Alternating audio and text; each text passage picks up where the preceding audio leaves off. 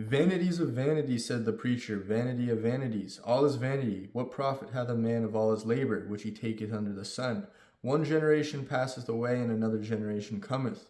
But the earth abide forever. The sun also rises, and the sun goeth down, and hasteth to this place where he arose. The wind goes down towards the south, and turneth up to the north. It whirls about continually, and the wind returns again, according to its circuits. All the rivers run into the sea, yet the sea is not full. Under the plains whence the rivers come, thither they return again. All things are full of labor, man cannot utter it. The eye is not satisfied with seeing, nor the ear filled with hearing. The thing that hath been, it is that which shall be. And that which is done is that which shall be done. And there is no new thing under the sun. Is there anything whereof it may be said, see, this is new? It has already been told of time which was before us. There is no remembrance of former things, neither shall there be any remembrance of things. What are to come with those that shall come after? Wow. Okay. I, the preacher, is the king of... Okay, I think that's good for that. Okay. So, yeah, I can see why some people would say that's very nihilistic. I mean, there's nothing new under the sun. One generation goes, another generation comes, and then they will soon be forgotten. The river flows, and it goes back to flowing once again. The wind goes south, it goes up. The earth spins, men labor continuously throughout all of history until history ends. Sounds very nihilistic, almost as if, well, we're not going to be in it here in 100 years, what does it matter? But I don't think that is the point to get out of this. I don't think that's what this is trying to say at all. Okay? There's an interesting quote I heard recently that's, if you come up with one original thought in your lifetime, you're a genius, because everybody, for whatever reason, likes to think that they found out this new thing or that they discovered this new trick, when in reality it's been discovered 100 different times throughout all of history, or even in the last 100 years. And I feel like it kind of relates to that. Let me just continue to the next part, okay? The preacher was king over Israel and Jerusalem, and I gave my heart to seek and search out by wisdom concerning all things that are done under heaven. This sort travaileth God given to the sons of man, to be exercised therewith. I have seen all the works that are done under the sun, and behold, all is vanity and vexation of spirit. That which is crooked cannot be made straight, and that which is wanting cannot be numbered. I commune with mine own heart, saying, Lo, I am to come to great estate, and have gotten more wisdom than all they have that been before me in Jerusalem. Yea, my heart had great experience of wisdom and knowledge, and I gave my heart to know wisdom. And in no madness and folly I perceive that this is also is vexation of spirit. For in much wisdom is much grief, and he that increaseth knowledge increases sorrow. Yikes! Yikes! He that increaseth knowledge increases sorrow. My goodness, all these philosophers are in shambles. Nietzsche is in shambles. My goodness me, what a statement. You know, it's just saying the earth revolves, right? You know, it just goes around, around, and around. And whoever wants to increase their knowledge increases their sorrow. The more they know, the more they're in pain. My goodness me. Very grim freaking perspective, outlook from the get-go. But I think the main point of this is to point us towards God, is to point us to look beyond the earth. Yes, the earth can be mundane. It can be a mundane meat grinder of suffering, if you will, at times. So it seems. But the redeeming quality, the redeeming factor, I feel, is God. Nothing new under the sun. All things revolve. Generations come and go, but God is always there. God has been there from the beginning. God will be there in the end, and he will be there beyond the end, and he's been there before the beginning. And it's like,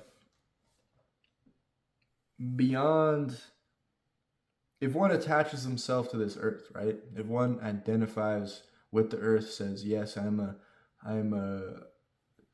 live for the earth kind of thing, then it's like, it is very easy to fall in that pit of nihilism. And then the only way to escape it is through quick releases of dopamine, is by seeking pleasure.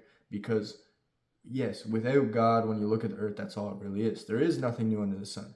Things have just been coming and going for all of history. Nothing has really changed, but a lot has changed, but nothing's really changed in the fundamental aspect of life. So if one just looks at the earth without God, it is a horrible, destitute, depressing, grim outlook. It's just hopeless. There's nothing. You might as well just run off a cliff or something. Not literally, but maybe I should cut that part out. 1 second.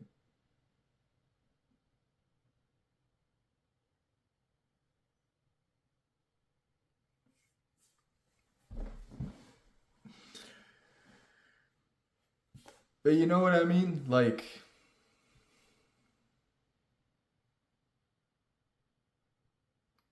it's just not good. It's just not good.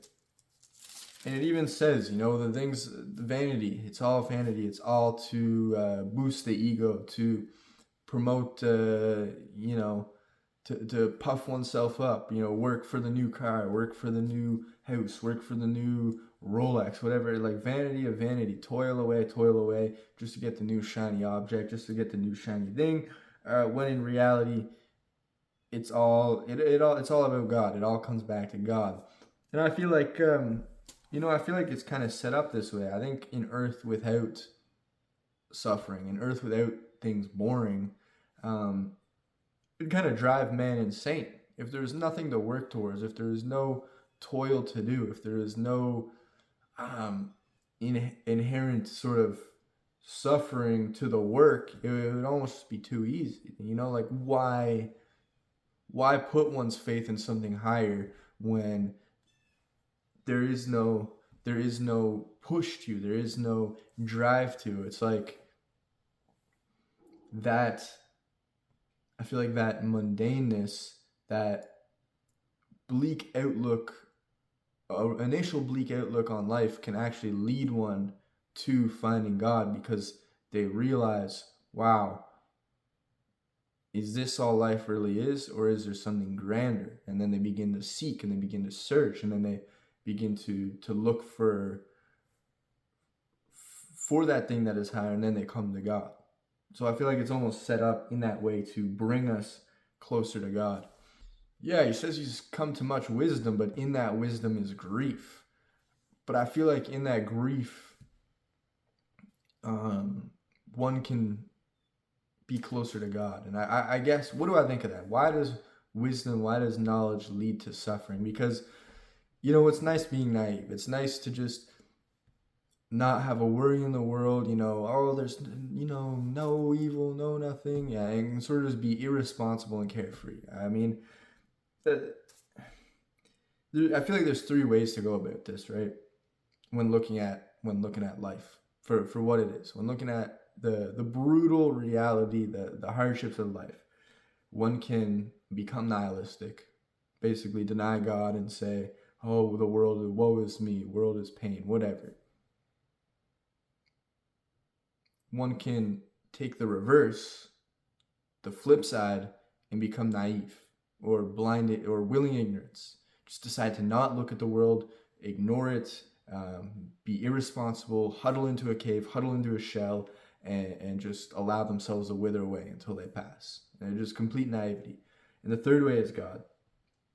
And it's almost like in order to get closer to God, in order to obtain more wisdom, one must go through the suffering. One must dive into the depths, the darkness of the world, and still find the light. If that makes sense, it's almost like you have to, if you really want to get closer to God, it's not all just sunshine and rainbows. It's not all just, skipping through the fields and God, find the light kind of thing. It's almost like you got to go deeper into the cave, deeper into the dark, deeper into the pain, deeper in the suffering.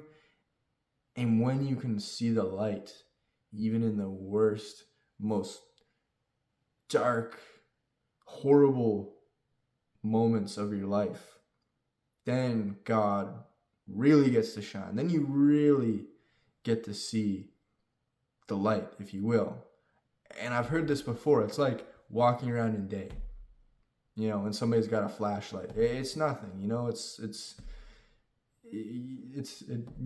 light's everywhere. But when you're in the depths, when you're in that cave, and there is not a sliver of light, and you're just searching. You're like, where is the light? Where is the light? And you see a crack, you're gonna run right to it. You're like, yes, I found the light, kind of thing.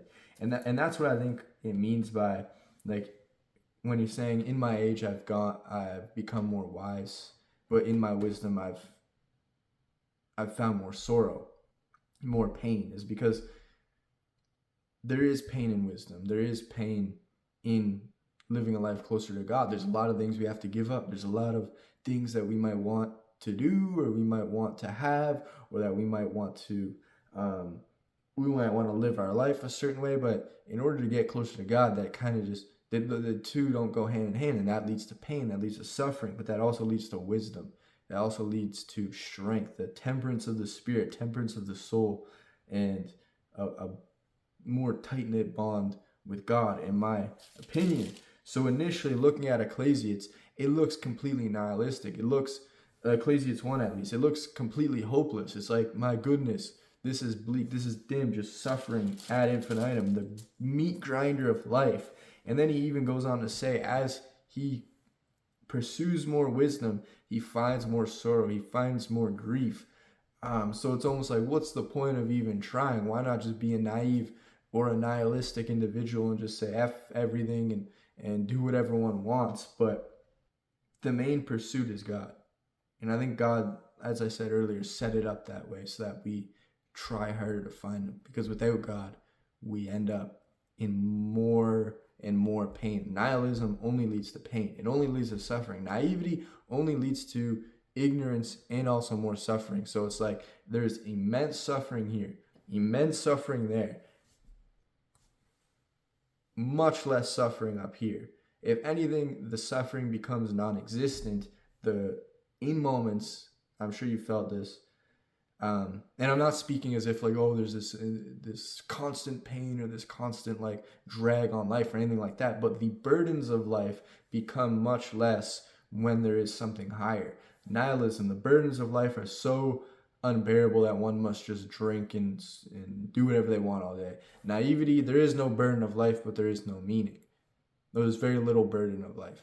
When at least here, there is meaning and burden, but they kind of intermingle to the point where they both drive one forward, where it's almost perfect in a way. It's like the burden and the meaning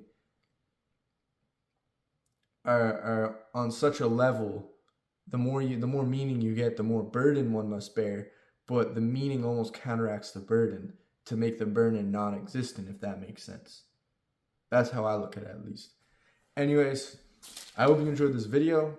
If you liked, subscribe, share with a friend, even comment. Let me know what you thought of it. Let me know your story, how you found God, or if you've always been religious, anything like that. Just feel free to leave a comment. Take care, and until next time.